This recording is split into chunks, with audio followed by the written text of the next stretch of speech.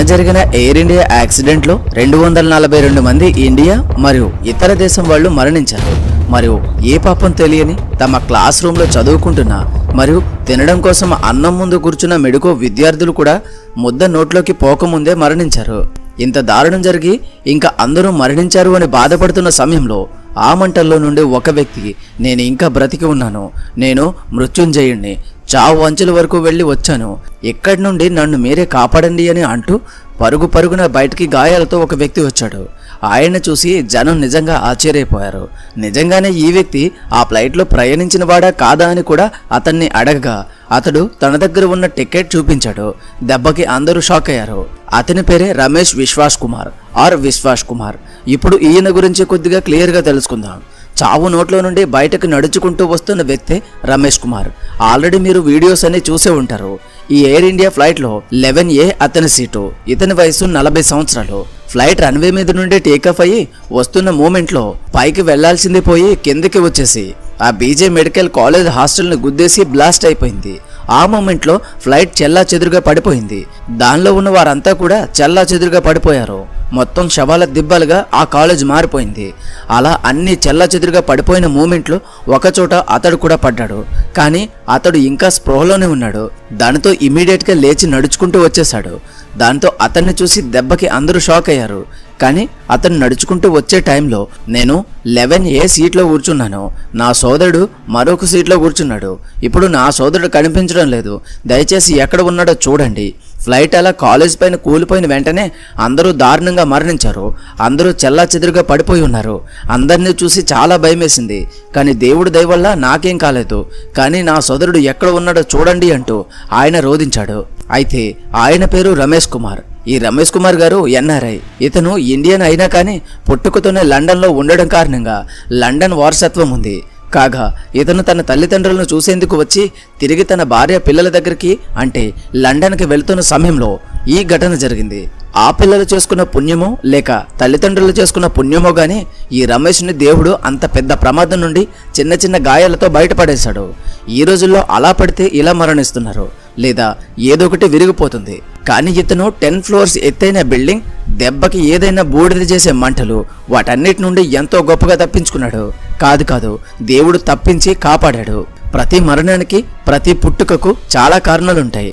అలానే ఇతను ఇలా చావు అంచుల వరకు వెళ్ళి రావడానికి కూడా కారణం ఉంది. ఇప్పుడు అతనే చెప్పాలి అసలు ఏం జరిగింది అనేది, దేనివలన అలా అయ్యింది అనేది. అయితే ఇతనితో పాటు వచ్చిన మరొక వ్యక్తి ఆకాష్. ఈ ఆకాష్ అనే ఓ వ్యక్తి ఈ డ్రీమ్ లైనర్ ఫ్లైట్లోనే లండన్ వెళ్లాల్సి ఉండగా టెక్నికల్ ఇష్యూస్ ఉన్నాయి అని అతను న్యూఢిల్లీ నుండి అహ్మదాబాద్ వచ్చి దిగేశాడు. ఈ ఫ్లైట్ న్యూఢిల్లీ నుండి లండన్కి వెళ్ళాలి వయా అహ్మదాబాద్ నుండి. ఇంకా అతను అహ్మదాబాద్లో దిగేశాడు. బట్ దానికి ముందు ఆ ఫ్లైట్లో ఏసీ పనిచేయట్లేదు మరియు స్క్రీన్స్ లైక్ ఎంటర్టైన్మెంట్ సిస్టమ్స్ కూడా సరిగ్గా వర్క్ చేయట్లేదు.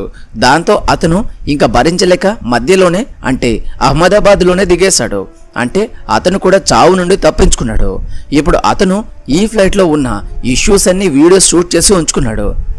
అవన్నీ ఇప్పుడు బయట పెడుతున్నాడు. అయితే ఈ ఫ్లైట్లో ఇలా జరగడం ఇది మొదటిసారి కాదు. జూన్ 6, 2024లో ఇలా జరిగింది. నెక్స్ట్ డిసెంబర్ 2024 అంటే లాస్ట్ ఇయర్ 2 times ఇదే ఫ్లైట్లో టెక్నికల్ ఇష్యూస్ వచ్చాయట. అయితే అదే ఫ్లైట్లో లాస్ట్ ఇయర్ 2 సార్లు టెక్నికల్ ఇష్యూస్ వచ్చినా సరే ఇదే ఎయిర్ ఇండియా వాళ్ళు పట్టించుకోవాలి.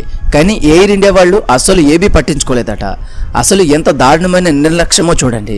ఇప్పుడు ఇదే ఫ్లైట్ టేకాఫ్ అయినటువంటి 1 minute కూలిపోయింది. వెనకాల అటాచ్ చేస్తేనే అండ్ NOC ఇస్తేనే టేకాఫ్ అయింది.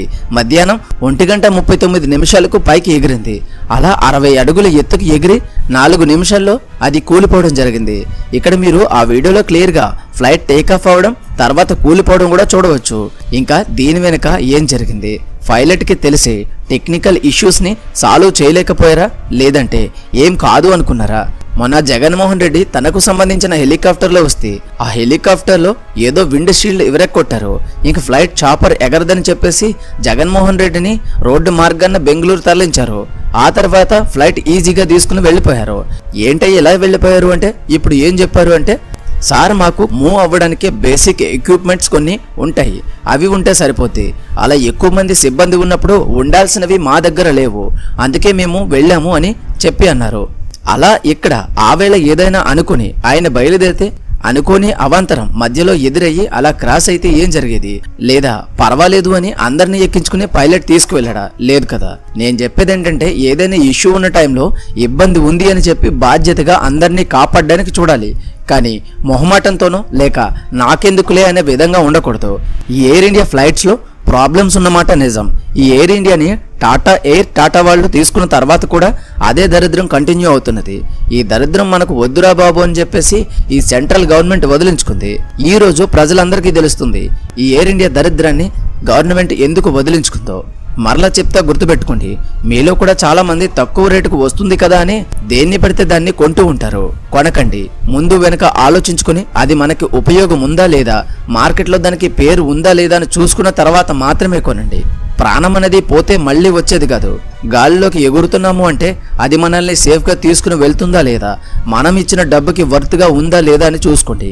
అంతే తప్ప ఏదో ఒకటి తక్కువకు వచ్చేస్తే అది ఎక్కేస్తాం అనే విధంగా ఉండకండి. అలా ఎక్కిన వాళ్ళంతా ఈ రోజు లోకంలోనే లేకుండా పోయారు పాపం.